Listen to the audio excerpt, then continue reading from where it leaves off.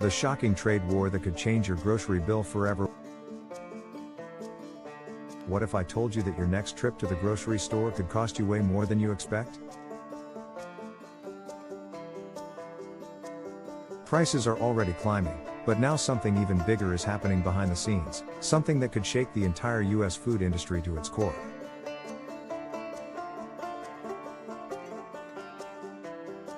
It all started with a trade war between two of the biggest agricultural powerhouses in the world, the United States and Canada. But this isn't just another political dispute. This time, it's different. This time, it's personal. Farmers across America are watching their profits vanish overnight. Dairy farms are collapsing. Grain silos are filling up with crops that can't be sold. Livestock producers are scrambling to stay afloat. And the worst part? It's not just farmers feeling the heat.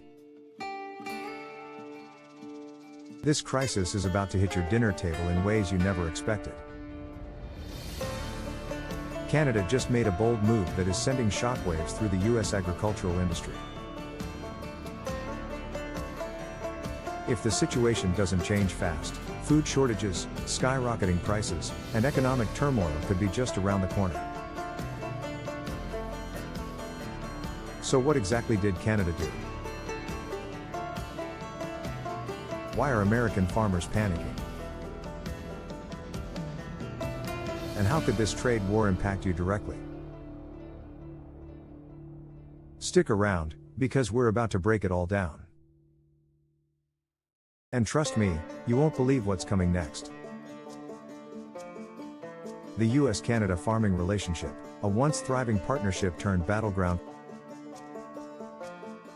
For decades, the United States and Canada had one of the strongest agricultural partnerships in the world. These two neighbors weren't just trading partners, they were essential to each other's farming industries. American farmers depended on Canada as a major buyer of crops, meat, and dairy, while Canadian producers relied on the US to sell their own agricultural goods. It was a system that worked smoothly, benefiting farmers on both sides of the border. This close relationship was largely built on trade agreements like NAFTA, the North American Free Trade Agreement, which eliminated tariffs and allowed for easy cross-border trade.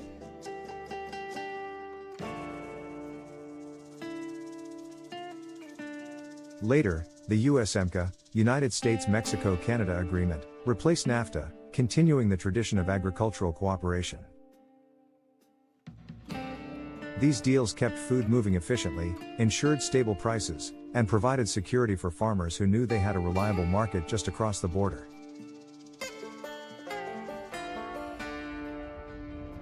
But now, things have changed. Tensions began rising when the US government started pushing for policies aimed at reducing reliance on foreign trade and protecting domestic industries.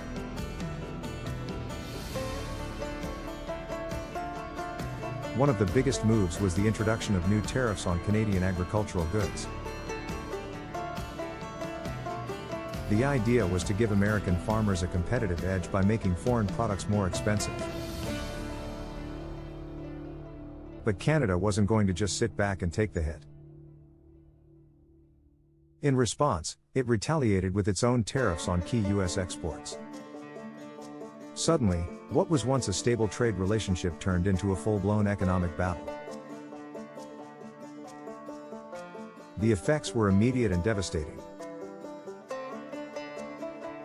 Dairy farmers, grain producers, and livestock ranchers across America found themselves struggling as their biggest buyer, Canada, was no longer an easy market.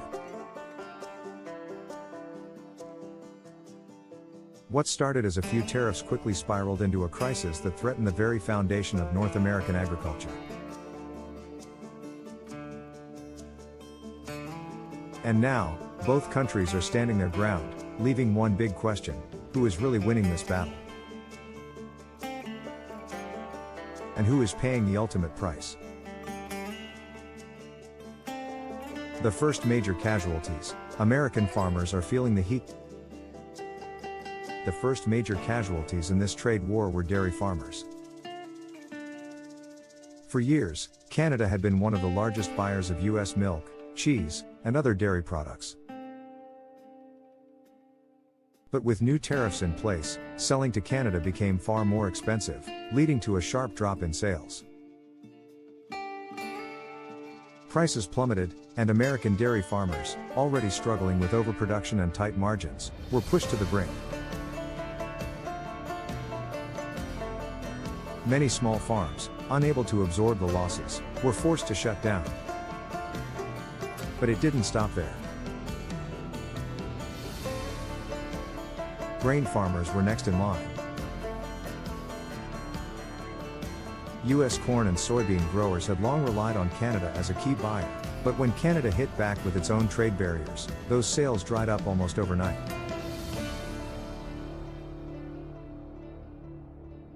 With unsold crops piling up and prices tanking, many farmers found themselves in financial freefall.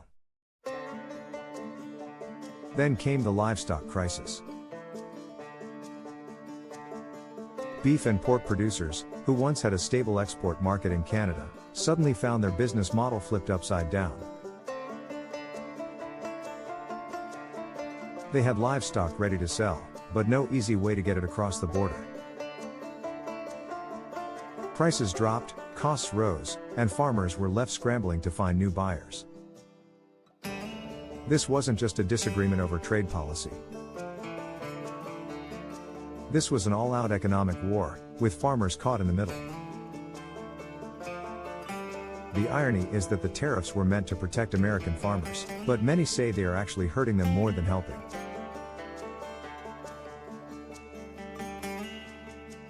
With fewer buyers for their goods, American farmers are struggling.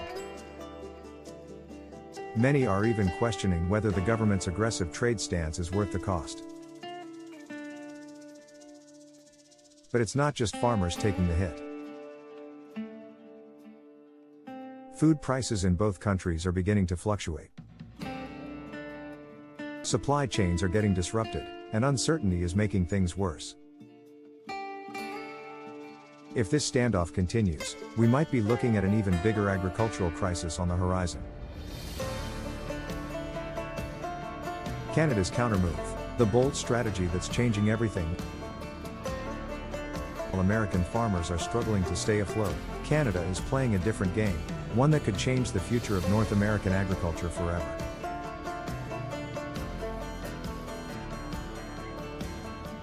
Instead of waiting for the U.S. to lift its tariffs, Canada is making bold moves to reduce its dependence on American trade altogether. For years, Canada and the U.S. had a mutually beneficial relationship when it came to farming. But with trade barriers now in place, Canada has been forced to look elsewhere, and it's doing so aggressively. One of the biggest shifts has been expanding trade with Europe and Asia. Canada has already strengthened ties with the European Union through the Comprehensive Economic and Trade Agreement, CETA, which eliminates most tariffs between Canada and EU nations.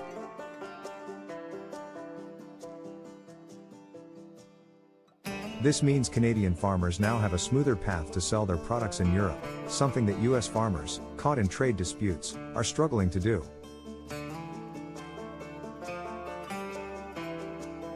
At the same time, Canada has been working to increase exports to China, Japan, and other Asian markets.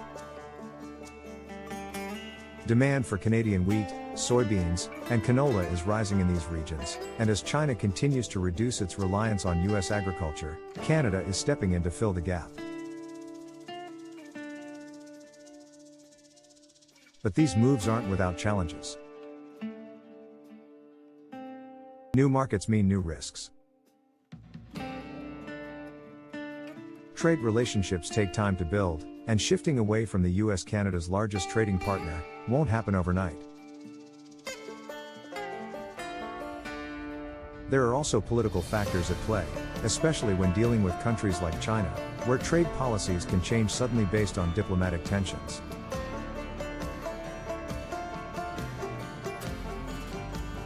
Still, Canada's strategy is clear: diversify trade, reduce reliance on the US, and secure a stronger position in global agriculture. And if this plan succeeds, it could leave American farmers in an even tougher spot than they are now. The ripple effect: how this could change your grocery bill forever. When trade wars hit the agricultural sector, the impact doesn't just stop at farmers, it spreads everywhere, reaching businesses, supply chains, and ultimately, your grocery store. Right now, many Americans aren't aware of how serious this situation is. But as tariffs continue to disrupt trade, food prices could start rising, and certain products could become harder to find. Dairy, meat, and grains are all feeling the pressure. With fewer exports going to Canada, US dairy farmers are producing more than they can sell, which should lead to lower prices.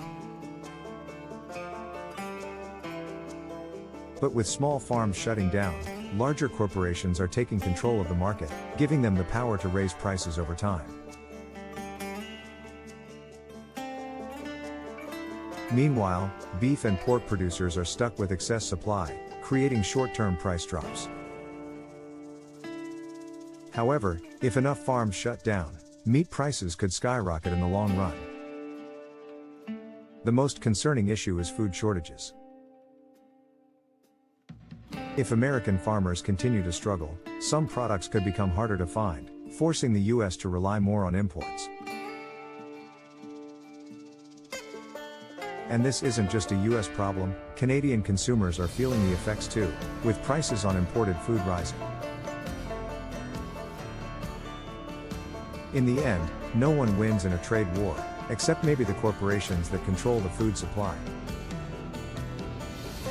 So the question is, how long will this battle last, and at what cost?